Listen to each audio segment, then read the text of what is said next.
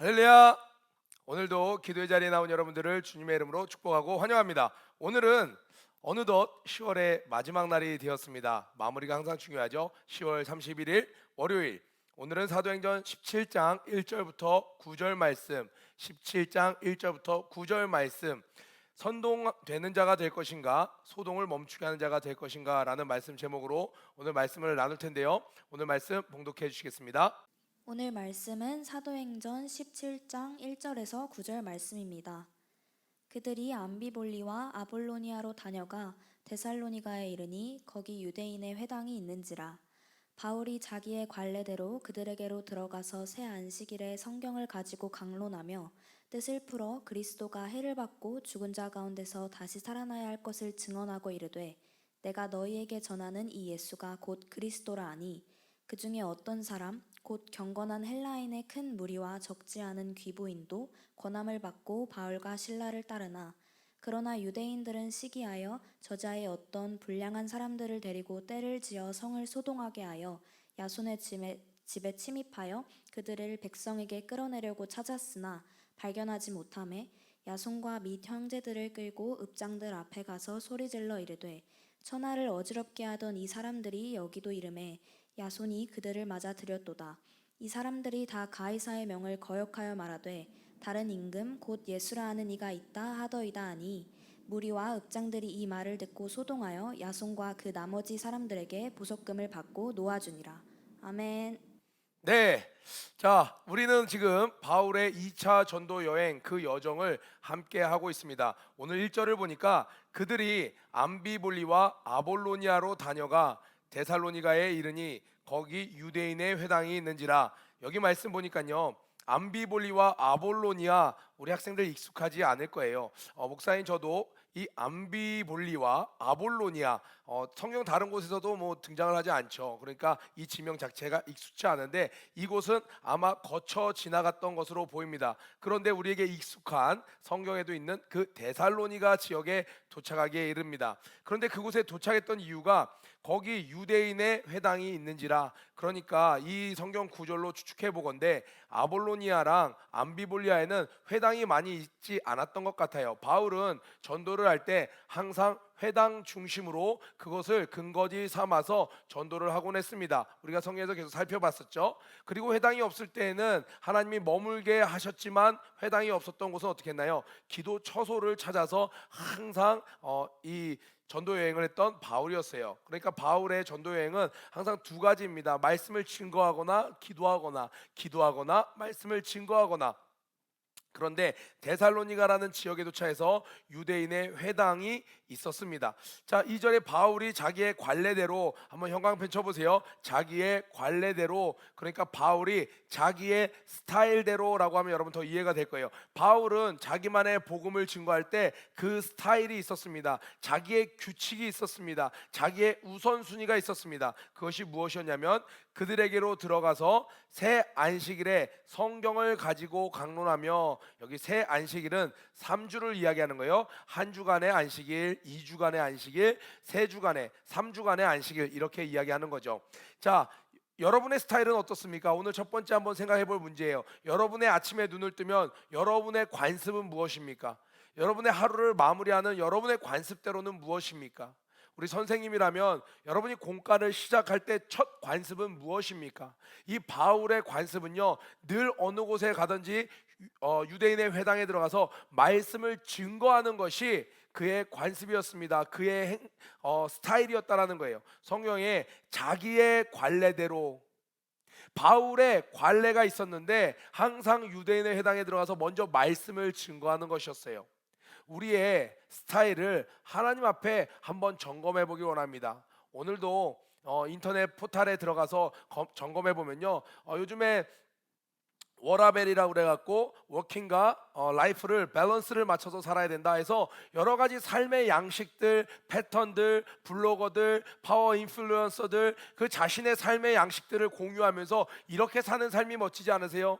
이런 게 정말 낭만적이지 않으세요? 이런 삶이 감상적이지 하고 감성적이지 않으세요? 막 이야기를 하면 수많은 팔로워들이 그것에 영향을 받아서 야, 이렇게 사는 것이 멋있네, 이렇게 사는 게 찐 인생이네, 이렇게 하는 게 정말 한 번 사는 인생 제대로 사는 거네. 그런데 예수를 믿는 사람들은요, 아침에 기도로 문을 엽니다. 하나님께 먼저 나아가는 습관이 있는지, 목사일지라도 전도사일지라도 교사 장로 직분자일지라도 아침에 눈을 뜨고 나서 한참을 살고 나서야 주님 하고 찾는 사람이 있는가 반면에, 비록 소년일지라도 누가 그랬나요? 네, 사무엘이 그랬죠.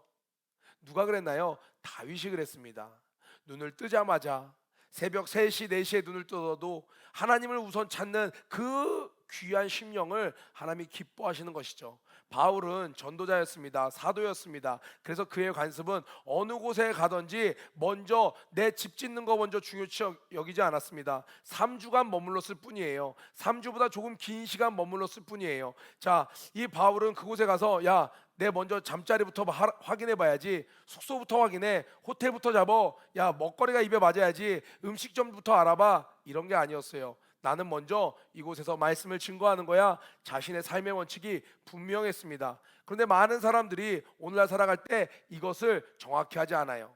오늘 이 본문 바울을 보면서 우리도, 또 우리 중고등부도, 우리 또 교육부서도, 우리 각자 개인의 교회도 나의 삶의 방향이 우선되어 있는지, 그런 면에서 저는 참 우리 교회가 자랑스럽고 너무나도 감사하게 여겨집니다. 아직까지 38년 된데도 서울은 성전이 없어요. 그러나 우리 교회는 멈추지 않고 하나님의 증인된, 예수 그리스도의 증인된 그 우선된 사명을 감당해 오고 있었어요. 여러 가지 것들이, 중요한 문제들이 많이 있습니다. 교회 안에 보면요, 해결해야 될 문제들이 너무나도 많이 있지만 그것들보다도 먼저 해결해야 될 일, 먼저 감당해야 될 일, 그것을 하나님이 기뻐하신다는 거예요. 그 바울이 전한 메시지는 항상 이랬습니다. 뜻을 풀어 그리스도가 해를 받고, 첫 번째로 예수의 고난을 이야기합니다. 두 번째로 죽은 자 가운데서 다시 살아나신 것, 부활을 증언합니다. 그러면서 이야기하는 거예요. 내가 너에게 전하는 이 예수가 곧 그리스도라 하니, Jesus is the Christ. 예수가 그리스도다. 우리는 너무나도 이 관용어구처럼 늘 붙어 다니는 쌍둥이 아이스크림처럼 이렇게 생각하는데, 그때 당시에는요, 예수가 그리스도라고 사람들이 생각하지 않고 그리스도가 누구일까? 그리스도를 기다리는 거예요. 메시아를 기다리는 거예요. 이 땅에 구원자로 보내실 자가 누구일까? 기다리고 있었어요. 구약 성경에 수없이 쌓여 있는 그 예언의 주인공은 누구인가 기다렸는데, 바울이 이야기하는 거예요. 그 그리스도가, 기름 부음 받은 자가, 그 메사야가 바로 지저스다. 나사렛 예수 그리스도가 바로 그 메시아다 이야기하는 거예요. 이것이 바울의 모든 설교의 핵심이었습니다.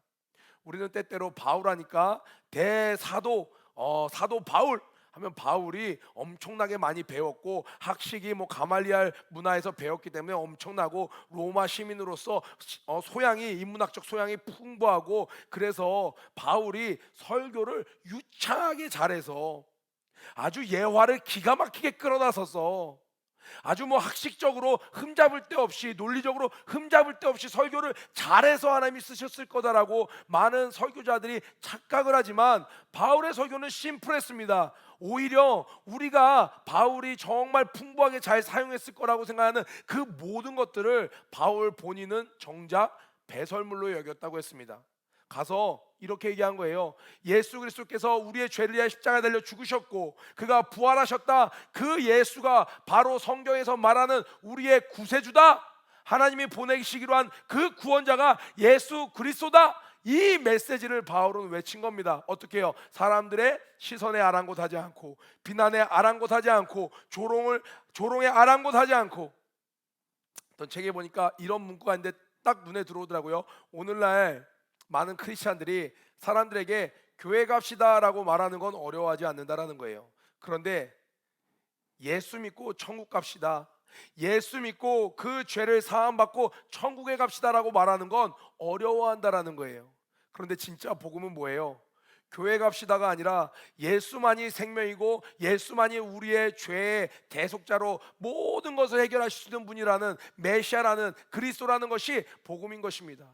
그런데 이 말 한마디 뱉어보지 못하고 이 메시지 한번 전화보지 못하고 이런저런 부수적인 이야기들만 많은 것들은 참 전도라고 할 수 없겠죠. 우리는 어땠나요?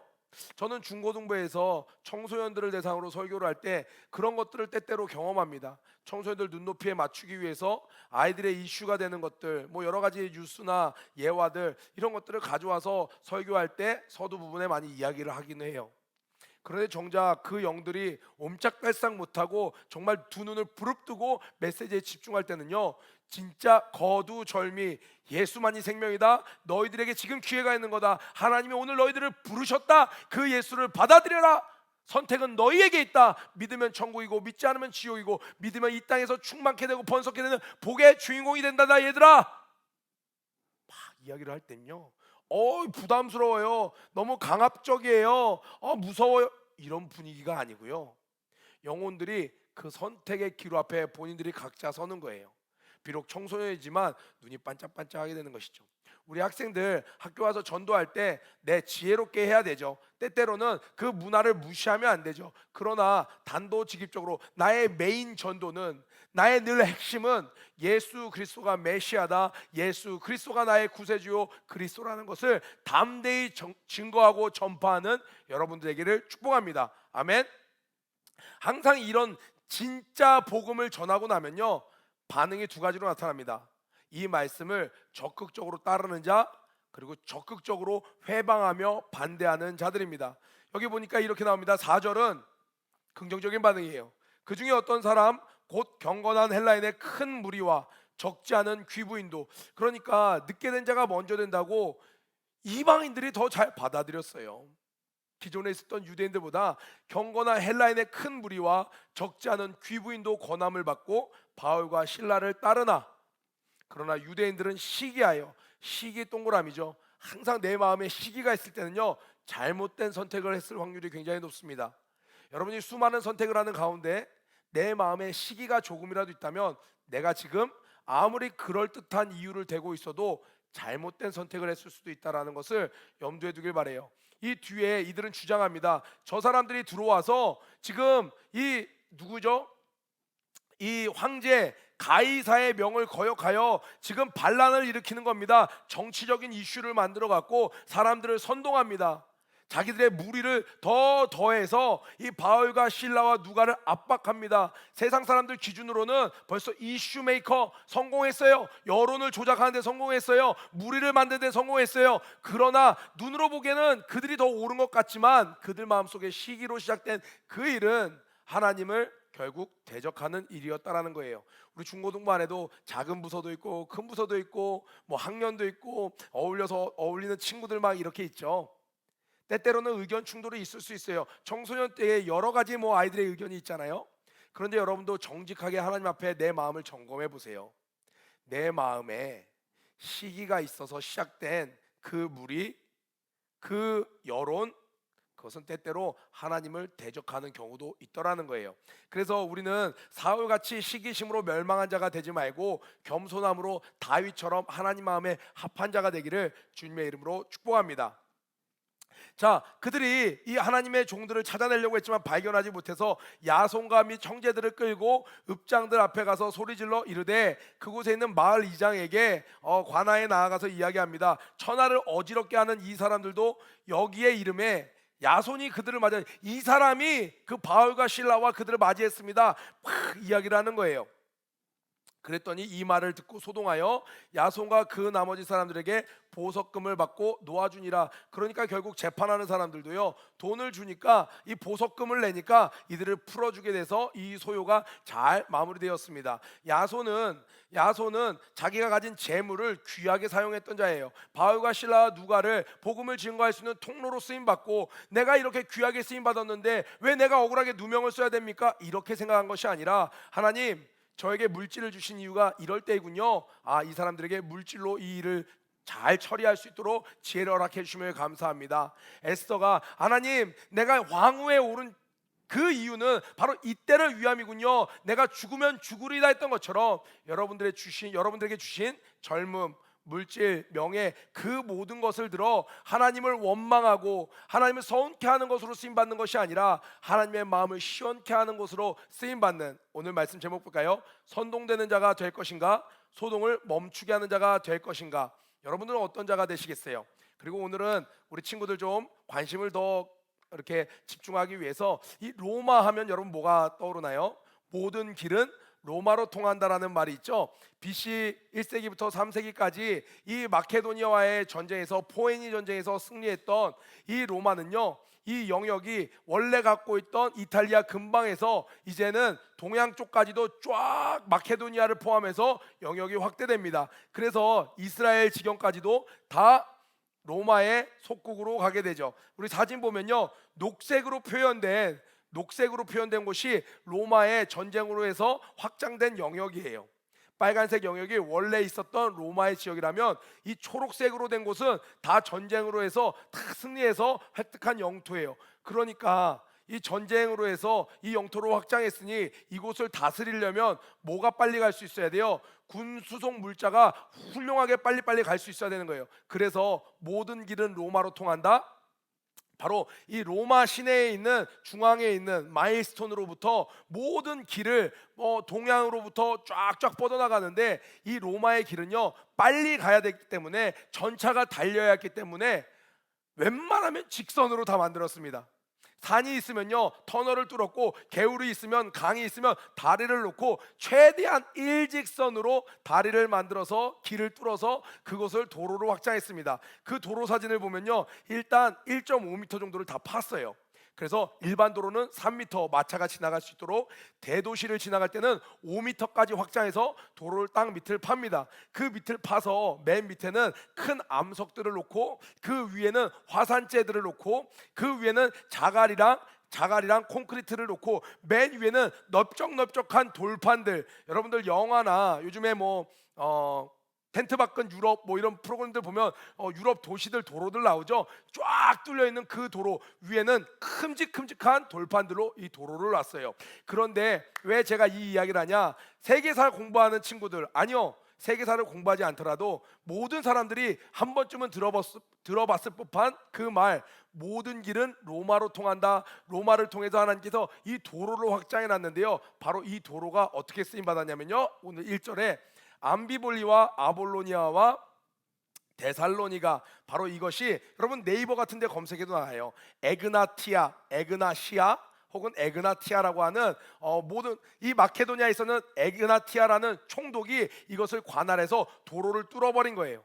도로를 뚫어서 로마 이태리에 있는 로마에서부터 저 동쪽까지도 직선으로 달려갈 수 있는 도로를 만들어 왔는데, 이 도로를 바울은 전도 여행 그 도로로 사용하였습니다. 그래서 하나님께서는 우리가 복음을 들을 수 있도록 역사를 주관하셔서 모든 것을 준비하신다는 거예요. 이 사진들을 보면 이렇게 잘 준비된 도로를 통해서 복음이 어떻게 돼요? 바로 암비볼리도 이 도로를 통과하고요, 아볼로니아도 이 도로를 통과합니다. 이 도로를 통과하는 가운데 있었던 큰 도시 중에 하나가 바로 데살로니가였습니다.